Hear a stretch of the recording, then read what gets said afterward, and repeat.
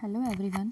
Last video में हमने chapter 3 start किया था अवर चेंजिंग अर्थ। इसमें हमने लिथोस्फीयर्स के बारे में पढ़ा था कि lithosphere is broken into A number of plates, की जो लिथोस्फीयर्स होती है वो नंबर ऑफ प्लेट में डिवाइडेड होती है। अर्थ मूवमेंट्स क्या होते हैं, एंडोजेनिक फोर्सेस के कारण कैसे अर्थक्वेक आते हैं या वोल्केनो आते हैं या लैंडस्लाइड्स होते हैं। तो अब हम वोल्केनोस के बारे में पढ़ेंगे कि वोल्केनो क्या होता है। वोल्केनो एक टाइप का वेंट टाइप का होता है, जैसे आप इस पिक्चर्स में देख सकते हैं कि ये मोल्टन मैग्मा होता है जो निकल कर बाहर आता है। जैसे कि आप जानते हो कि अर्थ की 3 लेयर होती हैं, क्रस्ट, मेटल एंड कोर। तो ये मोल्टन मैग्मा होता है, ये इसका जो मेल्टन एरियाज में बहुत ज़्यादा मोल्टन मैग्मा होता है। जैसे मैंने आपको लास्ट वीडियो में ग्लू और गम का जो एग्जांपल दिया था कि कैसे हम ग्लू और गम को, या ग्लू ले लो या आप गम ले सकते हो, कि कैसे आप उसको बॉईल करते हो, जब पकाते हो तो वो गाढ़ा आता है, मोल्टन शेप मैग्मा की शेप में आ जाता है। जब वह बाहर निकलता है तो वो मोल्टन की शेप में आ जाता है। और ये जो मोल्टन मैग्मा होता है ये वेंट के थ्रू बाहर आता है। ये देखो, आप देख सकते हो कि ये वोल्केनो है। वोल्केनो ये मेंटल वाले एरिया में है, और कैसे ये ऊपर की तरफ वेंट के थ्रू बाहर आता है। ठीक है, तो ये आप इसमें देख सकते हो कि जो वोल्केनो होता है वो मोल्टन के एरिया में होता है, ज़्यादा मोल्टन एरिया में होता है। और इसके बाद ये मीन्स जो इसका टाइप होता है वो जैसे ग्लू या गम जैसे आपने देखा होगा, तो उसी टाइप्स का उसी फॉर्म में होता है।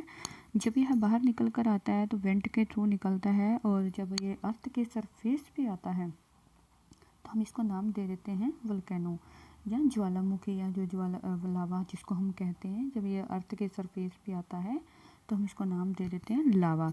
ये जो आप रेड कलर का देख रहे हो कि ये सेंटर के थ्रू क्रेटर के थ्रू बाहर आ रहा है, तो जब ये बॉयल होकर वेंट के थ्रू ऊपर आ रहा है तो हम इसको लावा का नाम दे देते हैं।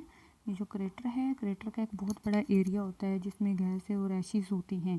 ठीक है, तो ये होता है वोल्केनो। की वोल्केनो जो होता है, जो अर्थ की लेयर होती है मेंटल, उसमें उसका एक बहुत बड़ा ये पार्ट होता है उसमें। तो ये वेंट के थ्रू बाहर आता है, और अर्थ के सरफेस पे जब ये आता है तो हम इसको ज्वालामुखी का नाम देते हैं। ठीक है, similarly when the lithosphere plates move the surface of the earth vibrate. और लिथोस्फीयर प्लेट्स के जो मूवमेंट्स से होते हैं, जो अर्थ के सरफेस में जो मूवमेंट्स होती हैं उसमें जो वाइब्रेशंस होती हैं, तो वाइब्रेशंस जब होती हैं तो उसे हम अर्थक्वेक कहते हैं। ठीक है, जैसे आप इस पिक्चर्स में देख सकते हो, पिक्चर्स में आप फोकस वाला एरिया देख सकते हो। ये फोकस वाला एरिया जो होता है मीन्स ये क्रस्ट के बिल्कुल नीचे होता है, नीचे की तरफ होता है, और अर्थ के ये बिल्कुल अंदर होता है, जहाँ से अर्थक्वेक जो होता है वो जनरेट होता है। ठीक है, और ये सेस्मिक जो एनर्जी होती है जहाँ से ये ओरिजिन होती है उसे ही हम फोकस कहते हैं। ठीक है, फोकस किसको कहते हैं हम, जहाँ से ये सेस्मिक एनर्जी होती है। जब ये सेस्मिक एनर्जी ऊपर की तरफ आती है तो अर्थक्वेक वहाँ से जनरेट होता है। तो फोकस के जस्ट ऊपर आप देख सकते हो, ये फोकस है, ये फोकस का साइन है।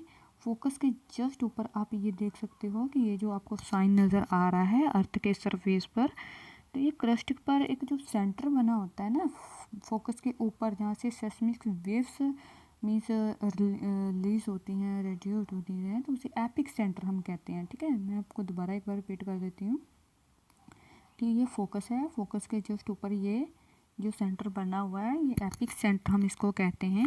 एपिक सेंटर जो होता है ये अर्थ के बिल्कुल सरफेस पर क्रस्ट पर बना होता है। ठीक है, तो इसको हम एपिक सेंटर हम कहते हैं। तो जो ये प्लेट बाउंड्रीज होती हैं, प्लेट बाउंड्री लिथोस्फीयर प्लेट्स की बाउंड्रीज होती हैं, ये सेस्मिक वेव्स जो एपिक सेंटर से सभी डायरेक्शन में ये फैल जाती हैं। ठीक है, तो ये आपका स्टूडेंट्स मोस्ट इम्पोर्टेंट टॉपिक है। इस टॉपिक से बहुत सारे आपके क्वेश्चंस बनते हैं, तो इस टॉपिक्स को आपको ध्यान रखना है कि फोकस क्या होता है, एपिक सेंटर्स क्या होता है, प्लेट बाउंड्रीज कैसे होती हैं, वेव्स कितने टाइप्स की होती हैं। तो हम इस पिक्चर्स में अभी आपको दिखाएंगे कि वेव्स क्या और कितने टाइप्स